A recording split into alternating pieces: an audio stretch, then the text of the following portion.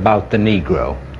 I mean, every other group that came as an immigrant somehow, not easily, but somehow got around it. Is it just the fact that Negroes are black? White America must see that no other ethnic group has been a slave on American soil.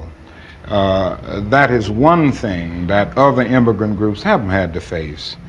The other thing is that the color became a stigma. American society made the Negro's color a stigma. America freed the slaves in 1863 through the Emancipation Proclamation of Abraham Lincoln, but gave the slaves no land or nothing in reality, and as a matter of fact, to get started on. At the same time, America was giving away millions of acres of land in the West and the Midwest, which meant that there was a willingness to give the white peasants from Europe an economic base.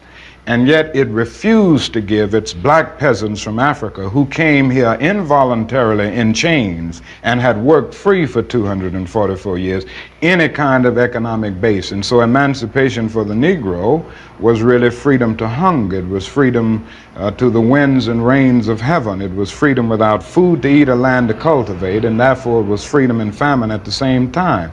And when white Americans tell the Negro to lift himself by his own bootstraps, they don't look over the legacy of slavery and segregation. I believe we ought to do all we can and seek to lift ourselves by our own bootstraps, but it's a cruel jest to say to a bootless man that he ought to lift himself by his own bootstraps. And many Negroes, by the thousands and millions, have been left bootless as a result of all of these years of oppression and as a result of a society that deliberately made his color a stigma and something worthless and degrading.